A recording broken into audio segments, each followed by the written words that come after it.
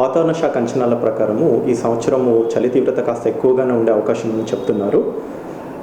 ఈ చలి తీవ్రతతోటి ఎక్కువగా ఎఫెక్ట్ చూపించేది చిన్నపిల్లలు అలాగే వృద్ధుల పైన. సో చిన్నపిల్లలకు మనం సరైన జాగ్రత్తలు తీసుకున్నట్లయితే పలు రకాల ఆరోగ్య సమస్యల నుంచి మనం కాపాడుకునే అవకాశం ఉంటుందండి. ముఖ్యంగా మనం తీసుకోవాల్సిన జాగ్రత్తలు సరైన బట్టలు వేసుకోవడము, మనకి క్లాతింగ్ అనేది చాలా ఇంపార్టెంట్ అండి వీళ్ళకి. సో వులెన్ క్లాత్ యూజ్ చేయడం ఎంత ఇంపార్టెంటో స్కిన్కి ఇరిటేషన్ లేకుండా అదే క్లాత్ని మనము మోడిఫికేషన్స్ చేసుకొని వాడుకోవడం కూడా అంతే ముఖ్యమండి. సో మనము ఈ వులెన్ క్లాత్ని మనము ఇరిటేషన్ అవ్వకుండా కాపాడుకోవాలి అని అంటే సరైన వస్త్రధారణతోటి మనము చలి నుంచి కాపాడుకోవడానికి అవకాశం ఉంటుంది. సరైన వస్త్రధారణ అంటే మనము కేవలం ఉన్నితో చేసిన వస్త్రాలే కాకుండా స్కిన్ని మనము ఇరిటేషన్ కాకుండా కాపాడుకునేలాగానే మనం చేయాల్సి ఉంటుంది, వస్త్రధారణ ఉండాల్సి ఉంటుంది. సో దానికి ముఖ్యమైనది ఏంటి అని అంటే మనము ఈ సాక్స్ కానివ్వండి, గ్లవ్స్ కానివ్వండి, చెవులకు సంబంధించిన ప్రొటెక్షన్ కానివ్వండి, సాఫ్ట్ క్లాత్ యూజ్ చేయాల్సి ఉంటుంది. ప్రొటెక్టివ్ లెవర్ యూజ్ చేశాకనే వాటిపైననే మనము వులెన్ క్లాతింగ్ అనేది వాడుకోవాల్సి ఉంటుంది. తర్వాత ఈ చలికాలంలో చర్మం పగిలిపోయే అవకాశాలు చాలా ఎక్కువగా ఉంటుంది. పిల్లలది సున్నితమైన చర్మం కాబట్టి చర్మం పగిలిపోయినప్పుడు ఈజీగా ఇన్ఫెక్షన్స్ వచ్చే అవకాశం ఉంటుంది.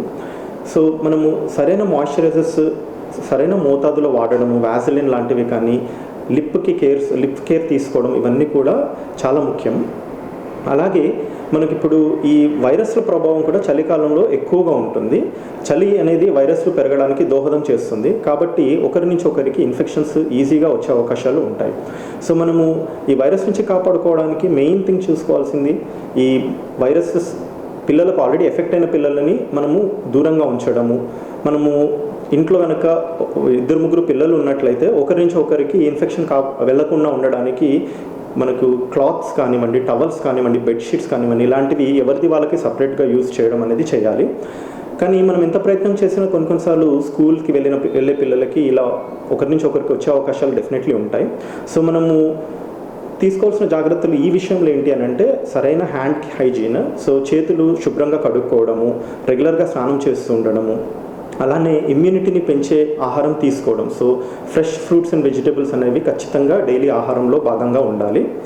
ఆ తర్వాత మనకి ఈ వైరసెస్ ఇన్ఫెక్షన్స్ వచ్చినట్లయితే, జలుబు దగ్గు లాంటి లక్షణాలు ఉన్నట్లయితే మనకు బ్రీతింగ్ ప్రాబ్లమ్స్ అనేవి ఈజీగా వచ్చే అవకాశాలు ఉంటుంది. సో శ్వాస తీసుకోవడానికి ఇబ్బంది పడుతున్నట్లయితే మాత్రం ఏమాత్రం ఆలస్యం చేయకుండా వెంటనే మీరు దగ్గరలో ఉన్న డాక్టర్ని కన్సల్ట్ చేయాల్సి ఉంటుంది.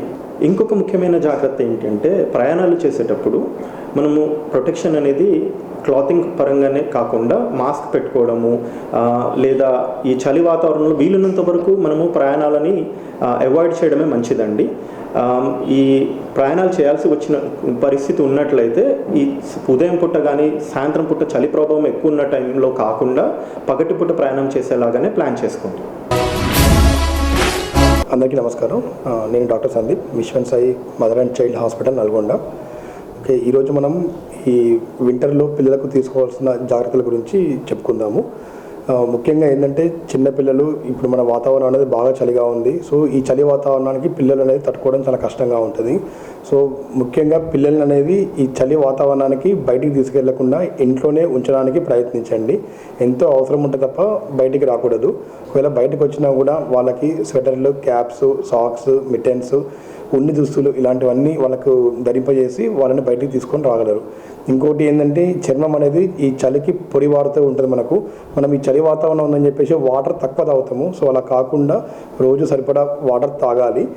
చల్లనీళ్ళు కాకుండా గోరువెచ్చని నీళ్ళు తీసుకోవడం మంచిది. చర్మం అనేది పొడి వారకుండా ఉంటుంది. ఈ చర్మం పొడి వారినట్టయితే మాయిశ్చరైజర్స్ అనేవి, క్రీమ్స్ అనేవి ఫ్రీక్వెంట్గా పిల్లలకు అప్లై చేస్తూ ఉన్నారు. ఇలా పోయడం వల్ల చర్మ సంబంధిత వ్యాధులు అనేవి రాకుండా ఉంటాయి.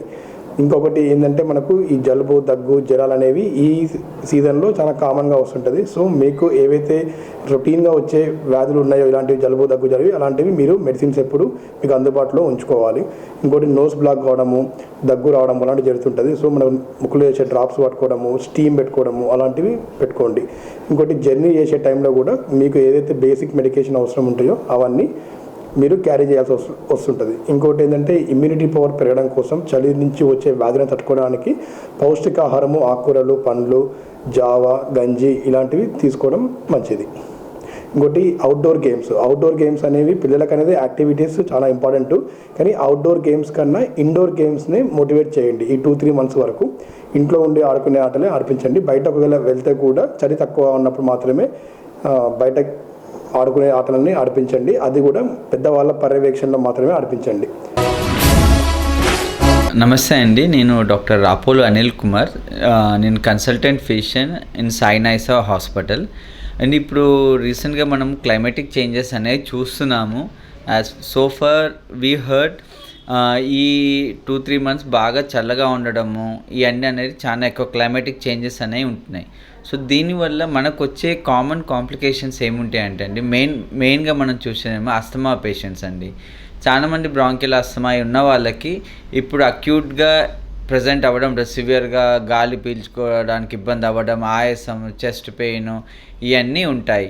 సో ఇది ఒకటి ఆస్తమా పేషెంట్ చల్లటి గాలికి పోకుండా ఉండడము, కొంచెం ఎలర్జీస్కి దూరం ఉన్న డస్ట్ ఎలర్జీ కానీ ఏమైనా స్మెల్ కానీ ఇన్ఫెక్షన్ దూరంగా ఉండడం బెటర్. ఇంకోటి మనం కామన్గా చూసేది ఈ క్లైమేట్లో వచ్చి వైరల్ నిమోనియాస్ అండి, ఇన్ఫ్లుయెన్జా నిమోనియా. ఈ వైరల్ నిమోనియా ఏంటంటే తక్కువ టైంలో ఎక్కువగా లంగ్ని డ్యామేజ్ చేస్తూ ఉంటుంది, చాలా సీరియస్ రిప్లికేషన్స్ ఉంటాయి. సో దానికి మనం జాగ్రత్తగా మాస్క్ వేసుకోవడము, బయటికి పోయిన కేర్ఫుల్. ఒకవేళ ప్రతి దగ్గు జలుబుని మనము ఏముందిలే గోళీ వేసుకుని తగ్గుద్ది అనేది మాత్రం కన్సిడర్ చేసుకోవద్దండి. కంపల్సరీ డాక్టర్ ఒపీనియన్ తీసుకొని మెయిన్గా మనం తీసుకోవాల్సిన ప్రికాషన్స్ ఏంటంటే, ఒక 60 years ఆర్ ఎబోవ్ ఉన్న వాళ్ళని అడల్ట్ వ్యాక్సినేషన్ అంటాము. వాళ్ళకి న్యూమోకోకల్ వ్యాక్సిన్ కానీ ఇన్ఫ్లుయెన్జా వ్యాక్సిన్ అనేది తీసుకోవడం వల్ల నిమోనియాస్ వచ్చినా కానీ పెద్ద ఎఫెక్ట్ కాకుండా ఫాస్ట్ రికవరీ అవ్వడానికి హెల్ప్ చేస్తుంది. మనం చాలామందికి వ్యాక్సిన్ అంటే మళ్ళీ ఏదో సైడ్ ఎఫెక్ట్స్ వస్తారు, ఏదో ఇబ్బంది అని అనుకుంటారు, కానీ అలాంటిది ఏది ఉండదండి. కంపల్సరీ వ్యాక్సిన్ తీసుకోండి. ఇంకోటి మాస్క్ అనేది ఎప్పుడు మనకి ప్రొటెక్షన్ అన్నట్టే ఉంటుంది. సో కంపల్సరీ మాస్క్ వేసుకొని దాని ప్రకారం ఉండడం better. And time to time ప్రతి జలుబు నిమోనియా కాదండి అట్లా అని చెప్పి నిమోనియా లేకుండా ఉండదు అని కూడా మేము చెప్పలేము. సో ఏమన్నా ఇబ్బంది అనిపిస్తే వెంబటే డాక్టర్ని కలిసి దానికి సరిపోయిన ట్రీట్మెంట్ అనేది తీసుకోండి. ప్రతి దగ్గుకి స్టెరాయిడ్స్ అనేది వాడకండి, అవసరం ఉన్నప్పుడు డాక్టరే ప్రిస్క్రైబ్ చేస్తారు. Thank you. ఐబీసీ ప్రేక్షకులకు నమస్కారం. నేను doctor Srikanth Varma, general surgeon, Nalgonda Yadamma multi speciality hospital. అయితే ఇప్పుడు మనము చలికాలంలో తీసుకోవాల్సిన జాగ్రత్తల గురించి కొన్ని విషయాలు ఈరోజు తెలుసుకుందాం. ముఖ్యంగా చలికాలంలో ఉష్ణోగ్రతలు మరీ తగ్గిపోవడం వలన మన యొక్క శరీరం ఉష్ణోగ్రత కూడా తగ్గడం జరుగుతుంది. మన శరీరం అనేది ఒక సర్టెన్ ఉష్ణోగ్రత అనేది మెయింటైన్ చేయడం చాలా అవసరం. ఎందుకంటే జీర్ణక్రియకు సంబంధించిన కానీ వివిధ క్రియలకు సంబంధించిన కానీ శరీరంలో ఉష్ణోగ్రత అనేది చాలా కీలకంగా ఉంటుంది. ఎప్పుడైతే ఉష్ణోగ్రత లెవెల్స్ తగ్గిపోతాయో, ఎప్పుడైతే మన బాడీ టెంపరేచర్ అనేది తగ్గుతూ ఉంటుందో అప్పుడు మనలో ఉన్నటువంటి చాలా జీవన క్రియలకు సంబంధించినవి కూడా మందగిస్తాయి. సో మన బాడీ యొక్క టెంపరేచర్ని కరెక్ట్ టెంపరేచర్ మెయింటైన్ చేయడం అనేది చాలా ముఖ్యం. సో దానికోసం అనేది మనం ఏం చేయాలంటే మంచి వెచ్చటి దుస్తువులు ధరించడం, వెచ్చదనాన్ని కోల్పోకుండా, శరీరం నుంచి ఉష్ణోగ్రత బయటికి వెళ్ళిపోకుండా, శరీర ఉష్ణోగ్రత అనేది కరెక్ట్గా మెయింటైన్ కావడానికి వెచ్చని దుస్తువులు, ఉన్నితో తయారు చేసినవి కానీ ఇంకా ఏదైతే వెచ్చటికి మనకు ఉష్ణోగ్రతని కంట్రోల్ చేస్తాయో అలాంటి దుస్తువులు ధరించాలి. మ్యాక్సిమం సాయంత్రం పూట ఎక్కువ చలిగా ఉన్నప్పుడు, ఎక్కువ మంచుతో ఉన్నప్పుడు బయటికి వెళ్లకుండా ఉండడం, ఇంట్లోనే ఉండడము ఇలాంటివి చేస్తూ ఉండాలి. దీనివల్ల ఏంటంటే మన శరీరం యొక్క ఉష్ణోగ్రత లెవెల్స్ అనేవి పడిపోకుండా ఉంటుంది. అలాగే మన జీవన క్రియలు కూడా లోపల ఎలాంటి ఇబ్బంది లేకుండా ఉంటుంది.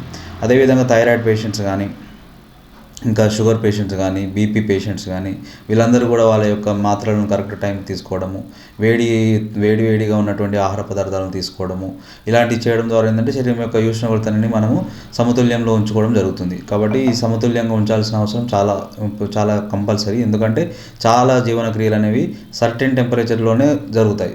ఆ టెంపరేచర్ పెరిగినా కష్టమే, తగ్గినా కష్టమే. సో మనం శరీర ఉష్ణోగ్రతను మెయింటైన్ చేయాలి. అదేవిధంగా ఈ చలికాలంలో చర్మం అనేది స్వెట్ అనేది రాదు కాబట్టి మన శరీరం అనేది ఎండిపోవడం వలన చర్మం అనేది చాలా డ్రై కావడం వలన మనకు దురద రావడం కానీ, ఎలర్జీ ఇలాంటివి రావడం కానీ, శరీరం పొడిబారిపోయి పగలడం కానీ ఇలాంటివి వస్తుంటాయి. కాబట్టి మనం ఖచ్చితంగా మాయిశ్చరైజర్స్ని మరియు వీటిని వాడుతూ ఉండాలి. ఎప్పటికప్పుడు నీళ్ళు కూడా బాగా తీసుకోవాలి. దీనివల్ల ఏంటంటే మన శరీరం యొక్క తేమను కోల్పోకుండా మన చర్మం కూడా ఎండిపోకుండా ఉంటుంది. అదేవిధంగా చిన్నపిల్లలకు కూడా ఖచ్చితంగా వాళ్ళకు మాయిశ్చరైజర్స్ వాడడం కానీ ఇవన్నీ ఖచ్చితంగా పాటించాలి. ఏదైతే చర్మ వ్యాధులు ఉన్నాయో ఇవి కూడా కొంత తీవ్రతరం అవుతాయి కాబట్టి వాళ్ళందరూ కూడా వాటికి సంబంధించినటువంటి వైద్యులను సంప్రదించి వాటికి కరెక్ట్ వైద్యం అనేది తీసుకోవాలి.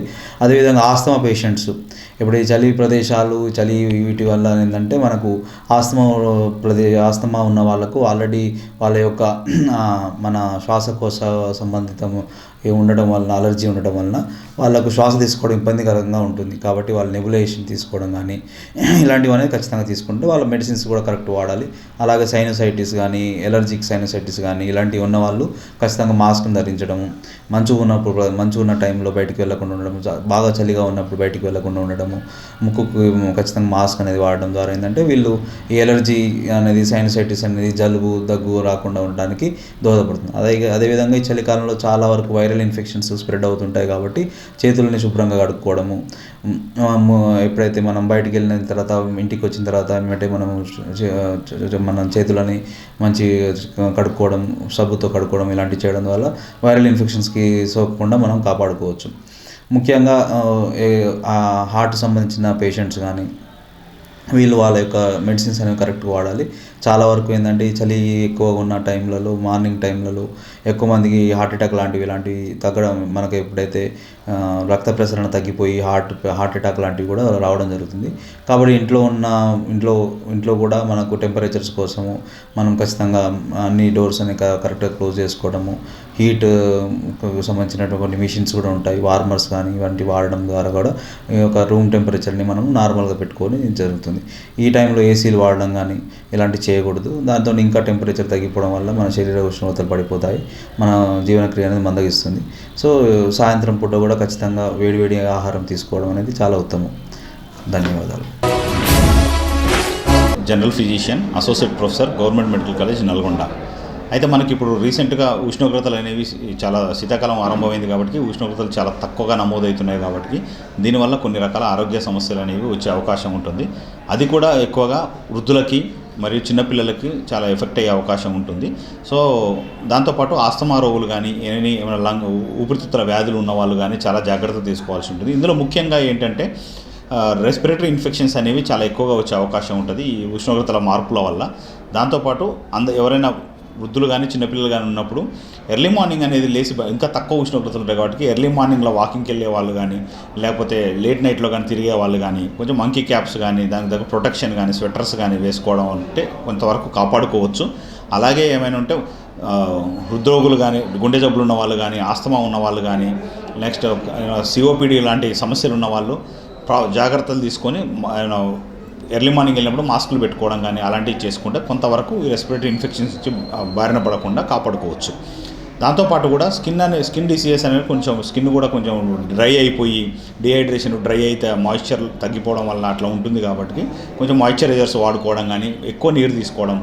ఈ శీతాకాలంలో దాహం కూడా ఎక్కువ అయ్యేది కాబట్టి అలా అని చెప్పి చాలామంది వాటర్ తాగకుండా ఉంటారు, దానివల్ల డిహైడ్రేషన్ అయ్యే సమస్యలు ఉంటాయి. సో ఎక్కువ నీరు తీసుకోవడం, తాజా కూరగాయలు తాజా పండ్లు తీసుకోవడం, మాయిశ్చరైజర్స్ మంకీ క్యాప్స్ కానీ స్వెటర్స్ కానీ ప్రాపర్గా వాడుకుంటే చాలా వరకు ఈ చిన్న రోగాల నుంచి బారిన పడకుండా కాపాడుకోవచ్చు.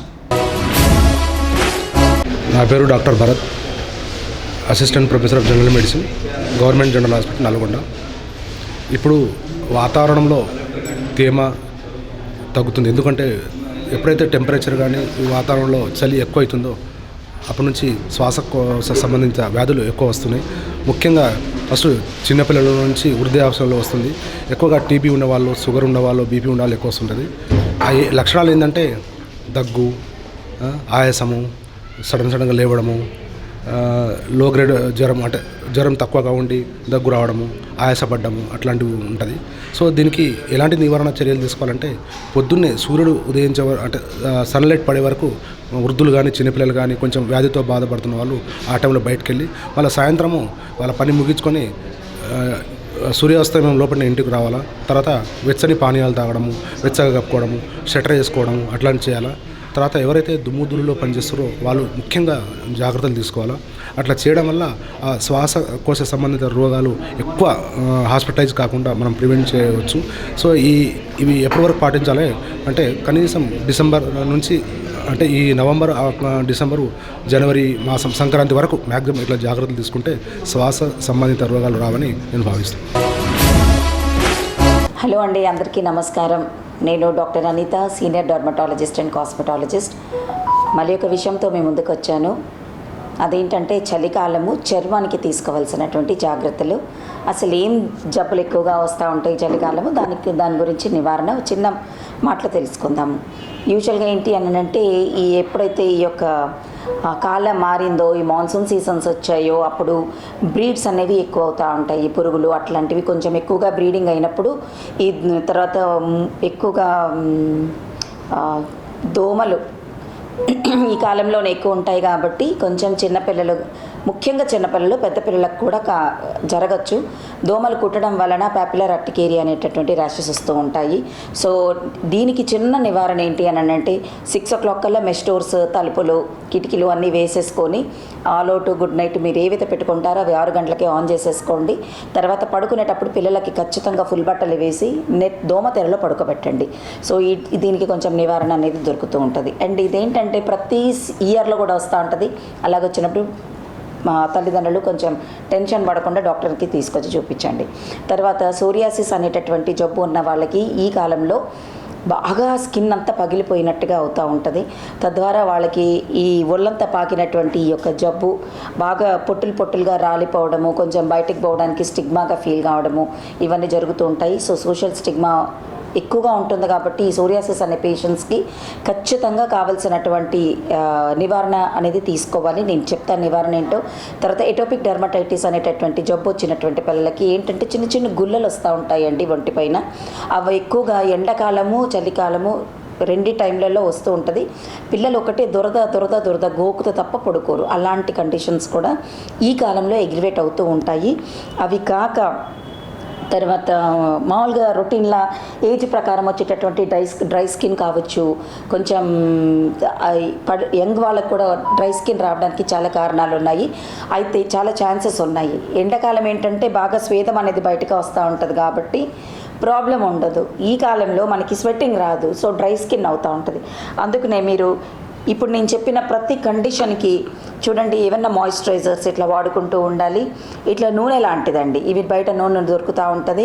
ఈ నూనెలు ఒకవేళ ఇవి కొనుక్కోలేని పరిస్థితిలో కొబ్బరి నూనెనైనా పెట్టుకోండి. కాళ్ళ పగుళ్ళు ఇవన్నీ కూడా చాలా ఎక్కువగా ఉంటాయి కాబట్టి హైబత్ కావద్దు. డాక్టర్ దగ్గరికి రాకుండానే మీకు చిన్న ట్రీట్మెంట్ చెప్తున్నాను, చిట్కాలు చెప్తున్నాను. మంచి మాయిశ్చరైజర్స్, మంచి ఆయిల్స్ వాడండి. ఖచ్చితంగా నివారణ అనేది దొరుకుతుంది. అప్పటికి కూడా మీతో కాకపోతే మా దగ్గరికి రండి. మేము at your service to help you, to guide you. Thank you very much.